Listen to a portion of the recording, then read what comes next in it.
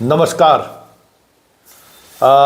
बिहार में assistant professor की बहाली चल रही है और उस बहाली में एक विषय के बहाली को लेकर पिछले कई महीने से मतलब कह सकते कि रसाकुसी चल रहा था, एकदम जबरदस्त।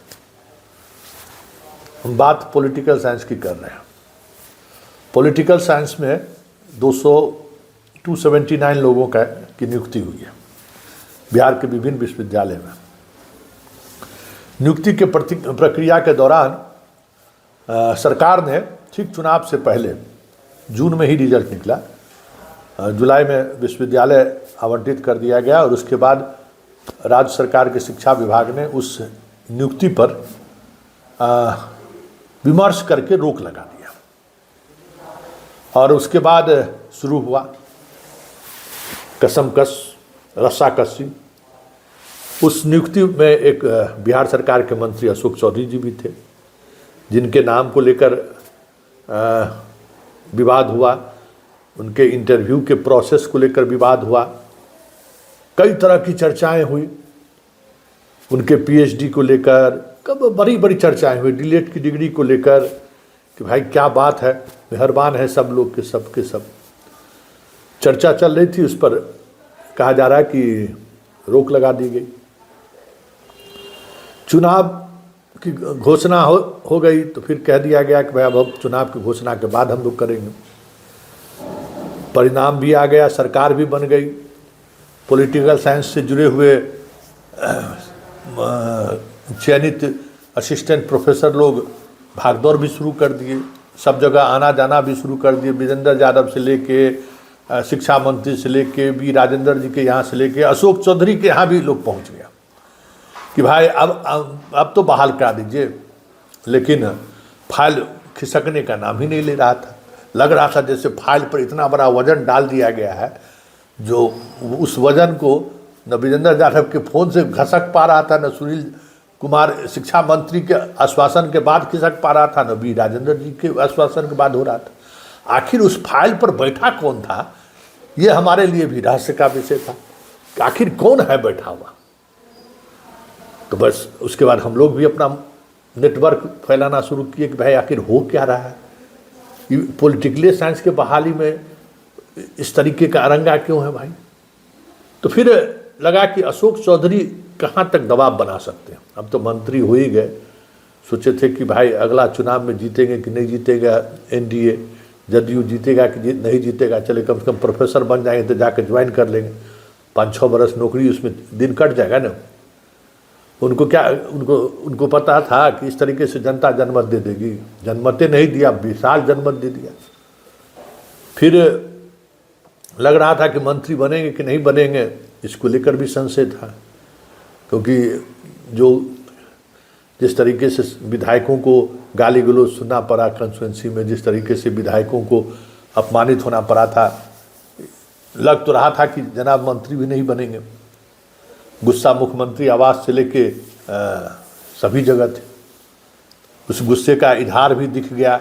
चले गए विभाग के। अब प्रधान दीपक बाबू को ऐसी सज़ा मिलेगी, किसी ने कल्पना में भी नहीं सोचा होगा कि ग्लोबल टेंडर का सज़ा उनको मिल जाएगा इस तरीके से। एक अच्छे भला मानुष को जो है सो बेचारे चले गए, ऐसा जगह पोस्टिंग हो गया जहाँ सब लौट कर आना बड़ा मुश्किल बात। फिर जिसकी पोस्टिंग हुई वहाँ उसके मिजाज के बारे में भी अलग अलग तरह की चर्चाएं होती रही, हो भी रही है कि उस वजह से मतलब सीएमओ अभी भी सहज नहीं है। लेकिन अब क्या करते हैं, पॉलिटिक्स में बहुत कुछ का कंपल्सन होता है, नहीं चाहते हुए भी इनको मंत्री बना दिया गया। यहाँ तक बात समझ में आई। तो जब मंत्री जी बन गए मंत्री, तो फिर क्यों नहीं भाई इसकी बात को जो है सो बहाली की प्रक्रिया जो रुकी हुई है उसको आगे बढ़ा दिया जाए। फ़ोन पर फ़ोन, मीडिया का मैसेज, अलग अलग एंगल से खबर चला जा रहा था। पॉलिटिकल साइंस से चयनित असिस्टेंट प्रोफेसर लोग हमारे संपर्क में भी आए। हमारी नज़र सिर्फ उस खेल पर था कि खेलवा क्या हो रहा है, कि क्या होता है, क्या डिसीजन लेते, क्या है इस पर जो है स्लोगन। तो खबरवा यही है कि मंत्री जी के नियुक्ति को फिलहाल रोक दिया गया, समझे ना, खबर यही है। अब जब चिट्ठी उट्ठी निकलेगा तो होगा, आदेश हो गया है, फैलवा पर आ गया है, सुने कि मंत्री जी के नियुक्ति पर रोक लग गया है। जांच भी हो रहा है कि इनकी नियुक्ति किस तरीके से हुई है, बाकी डॉक्यूमेंट्स वगैरह को लेकर बहुत तरह का खबर उबर चला है, तो सबकी भी जांच हो रहा है। लेकिन एक बात है, अभी भी जो है भले जनाब मंत्री बन गए, साहब सहज नहीं है। अब साहब के सहजता का पैमाना आप देखना होगा। कहा जा रहा है कि उच्च शिक्षा जो अलग किया गया है वहीं पर इनको अब भेजने की तैयारी चल रही है, चाह भी रहे हैं शायद।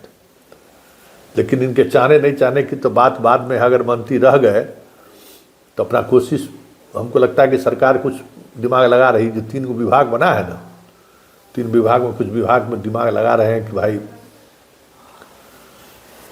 कुछ लोगों को जो है हिसाब किताब उसी 3 विभाग के माध्यम से किया जा सकता है। उसमें एगो एविएशन डिपार्टमेंट भी है, हवाई जहाज उड़ाएंगे बैठ के, तभी बहुत खेला बाकी है। अभी अपॉइंटमेंट पर ही रोक लगा है, खबर ऐसी है। अब जो हमारा सोर्स बता रहे हैं कि इनके अपॉइंटमेंट पर फिलहाल रोक लगा दिया गया है, बाकी लोगों को दे दिया गया है कि जाइए ये लोग अब अपना नौकरी करें। लेकिन एक बात तो तय है कि ये कदम जो है संकेत है कि अभी बहुत खेला बाकी है, क्योंकि इस तरीके से बेवजह एक व्यक्ति के कारण तो 6 महीने तक, मतलब जून में समझिए, जून में रिजल्ट, जुलाई, अगस्त, सितंबर, अक्टूबर, नवंबर, दिसंबर, 6 महीना बेचारे लोग जो है सो अभी कहाँ प्रोफेसर 2-4 महीना का दरमाहा भी उठा लेता है ये लोग। बेहतर हम, हालांकि हमको मछली का पार्टी मिलेगा, हाँ हमारा मछली की पार्टी तय है कि एकदम तय था कि बढ़िया मछली खिलाएंगे संतोष जी, अगर ये बहाली वाला प्रक्रिया का रिजल्ट अगर बेहतर हो गया तो हम भी कहें मछली खिलाइएगा, तब तो हम बुझिए कि सब काम हम कर देंगे। मछली के प्रेमी आदमी तो कुछ भी किया जा सकता है। तो मछली पर बेट लग गया कि चलिए, तभी सब लोगों को कह भी दिए कि भाई देखिए हो गया। लेकिन खबरों तो है, अब तक खबर भी तो पहुंचना चाहिए कि क्या स्थिति है, क्या चल रहा है हायर एजुकेशन में। खैर तमाम चीज़ों के बावजूद भी एक बड़ी बात यह है कि 6 महीने के कसमकश के बावजूद भी सरकार को निर्णय लेने में भले वक्त लगा, लेकिन यह निर्णय कहीं न कहीं पूरी व्यवस्था को पर, जिसको लेकर सवाल खड़े होने लगे थे, लोग चर्चाएं होने लगी थी कि एक व्यक्ति के कारण 280 मतलब 70-75 चयनित शिक्षकों को सहायक प्रोफेसर की नियुक्ति नहीं हो रही है। वो उसकी वजह से जो किरकिरी हो रही थी नीतीश सरकार की, कम से कम सरकार के इस फैसले के बाद राहत जरूर महसूस कर रहे होंगे अभ्यर्थी।